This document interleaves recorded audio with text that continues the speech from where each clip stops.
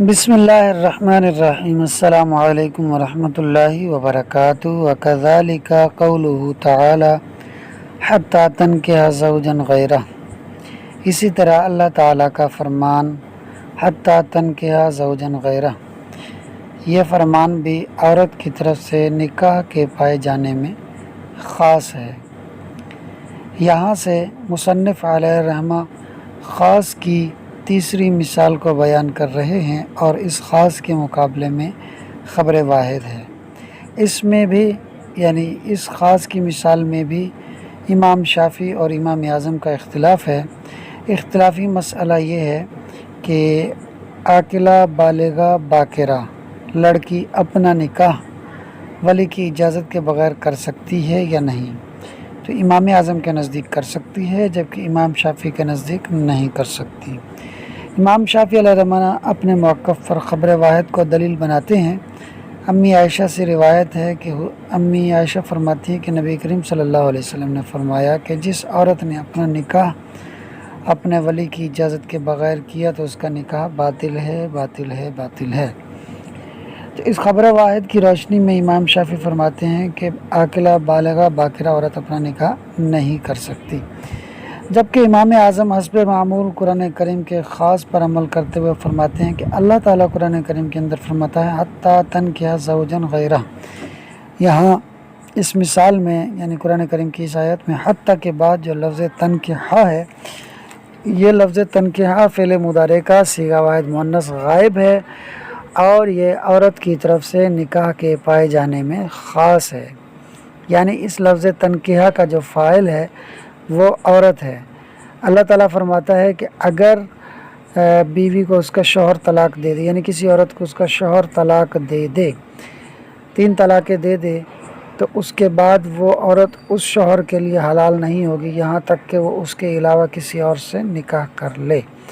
تو یہاں نکاح کا پایا جانا عورت کی طرف سے ہے۔ تو اللہ تعالیٰ نے جب قرآن کریم کے اندر عورت کی طرف سے نکاح کا پائے جانے کا حکم ارشاد فرمایا ہے، نکاح کی نسبت عورت کی طرف کر دی گئی، تو پتہ چلا کہ عورت اگر اپنا نکاح کرے تو اس کا نکاح ہو سکتا ہے، کیونکہ تنکیہ عورت کی طرف سے نکاح کے پائے جانے میں خاص ہے۔ تو امام اعظم نے خبر واحد کو چھوڑ کر قرآن کریم کے خاص پر عمل کیا، اور یوں بھی خبر واحد پر اگر عمل کرتے ہیں تو قرآن کریم کے خاص میں تبدیلی ہوتی ہے، لہذا خبر واحد کو چھوڑا جائے گا اور قرآن کریم کے خاص پر عمل کیا جائے گا۔ اب اس اختلاف پر چند اختلافی مسائل نکلتے ہیں۔ وہ اختلافی مسائل کیا ہیں آپ ان کو بالترتیب سن لیجئے۔ 6 کے قریب مسائل نکلتے ہیں۔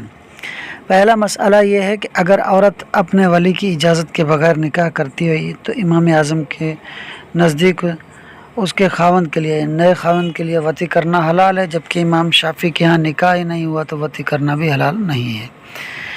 امام ابو حنیفہ کے ہاں نکاح ہو گیا تو عورت کے لیے مہر شوہر پر لازم ہوگا، نئے شوہر پر، جبکہ امام شافعی کے نزدیک نکاح نہیں ہوا تو مہر بھی نہیں ہوگا۔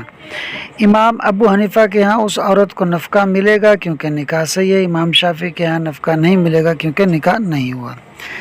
امام ابو حنیفہ کے ہاں اس عورت کو رہائش دینا بھی اس نئے شوہر کے ذمہ لازم ہے، جبکہ امام شافعی کے ہاں لازم نہیں۔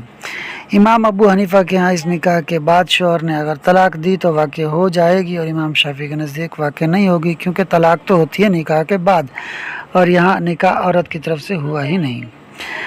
اگر شوہر نے اس کو 3 طلاقیں دے دیں، نئے شوہر نے اس عورت کو 3 طلاقیں دے دی، تو امام ابو حنیفہ کے ہاں اب اسی عورت سے دوبارہ نکاح کرنا اسی شوہر کا حلالے کے بغیر جائز نہیں ہے، جبکہ امام شافعی علیہ الرحمہ کے متقدمین جو اصحاب تھے ان کے نزدیک تو نکاح ہوا ہی نہیں تھا، لہٰذا 3 طلاقیں بھی نہیں ہوئی، لہٰذا یہ عورت دوبارہ اس مرد سے بغیر حلالے کے نکاح کر سکتی ہے۔ مگر جو بعد کے متأخرین شوافع تھے ان کے نزدیک بھی 3 طلاقوں کے بعد اب یہ مرد دوسرا شوہر جو اس عورت سے نکاح نہیں کر سکتا، کیونکہ جواز نکاح کا شبہ تو تھا، اور 3 طلاقوں کے بعد حرمت مغلظہ ثابت ہو جاتی ہے، اس لیے حرمت کے شبے کی وجہ سے اب اسی شوہر سے نکاح جائز نہیں ہوگا۔ یہ چند ایک مسائل تھے۔ اب ہم عبارت کا ترجمہ کر لیتے ہیں تاکہ ہم اس کو عبارت سے تطبیق دے دیں۔ وَكَذَلِكَ قَوْلُهُ تعالی، اسی طرح اللہ تعالیٰ کا فرمان حَتَّى تَنْكِحَ زَوْجًا غَيْرَهُ، یہاں تک کہ وہ یعنی عورت نکاح کر لے اس کے علاوہ شوہر سے، یعنی پہلے کے علاوہ شوہر سے۔ تو یہ آیت کریمہ خاص ہے فی وجود النکاح، نکاح کے پائے جانے میں، من المرأتی، عورت کی جانب سے۔ فلا یترک العمل بہ، تو ترک نہیں کیا جائے گا اس پر عمل کو، یعنی اس خاص پر عمل کو ترک نہیں کیا جائے گا، بما، اس کی وجہ سے، رویہ عن النبی علیہ السلام کے جو حضور سے روایت کیا گیا، کیا یعنی جو روایت حضور سے آئی ہے، ایما امراتن کے جو عورت نکحت نفسہا، اپنا نکاح کرے، بغیر اذن ولیہا، اپنے ولی کی اجازت کے بغیر، فنکاحہا باطل، تو اس کا نکاح باطل ہے۔ تو اس اختلاف پر چند ایک مسائل نکلتے ہیں، یعنی پہلے یہ جو عبارت ہے اس میں پہلے امام اعظم کا موقف بیان کر دیا گیا، اس کے بعد امام شافعی کی دلیل اور ان کا موقف بیان کر دیا گیا۔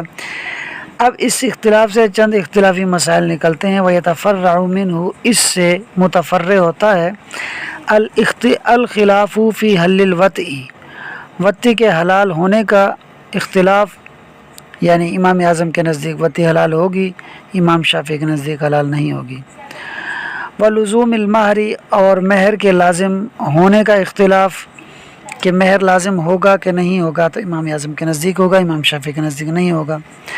والنفقۃ، یعنی لزوم النفقۃ، نفقہ لازم ہوگا یا نہیں، تو امام شافعی کے نزدیک نہیں ہوگا، امام اعظم کے نزدیک ہوگا۔ والسکنہ، اور رہائش لازم ہوگی شوہر کے ذمے کے نہیں، تو امام اعظم کے نزدیک ہوگی، امام شافعی کے نزدیک نہیں ہوگی۔ ووقوع الطلاق والنکاح، اور طلاق کے واقع ہونے کا اختلاف، امام اعظم ابو حنیفہ کے نزدیک طلاق اگر دوسرا شوہر دے گا تو وہ واقع ہوگی، امام شافعی کے نزدیک نہیں ہوگی۔ والنکاح بعد الطلاقات الثلاث، اور 3 طلاقوں کے بعد اسی دوسرے شوہر کے لیے اس بیوی سے نکاح بغیر حلالے کے جائز ہے یا نہیں، تو امام اعظم کے نزدیک جائز نہیں ہوگا، امام شافعی کے نزدیک جائز ہوگا، کیونکہ پہلا نکاح ہوا ہی نہیں تھا۔ علی ما ذهب الیہ قدماء اصحابہ، اس مذہب پر یا اس قول پر کہ جس پر امام شافعی کے متقدمین اصحاب گئے، بخلاف مختارہ، برخلاف ان کے کہ جنہوں نے اختیار کیا، المتأخرون منہم، ان میں سے، یعنی شوافع میں سے جو بعد والے ہیں انہوں نے جو اختیار کیا، تو متأخرین شوافع جو ہیں وہ امام اعظم ابو حنیفہ ہی کے قول پر عمل کرتے ہیں کہ اگر 3 طلاق دوسرے شوہر دے گا تو اب دوسرے شوہر کے لیے دوبارہ اس عورت سے نکاح کرنا جائز نہیں جب تک کہ حلالہ نہ کر لیا جائے۔ واللہ اعلم بالصواب۔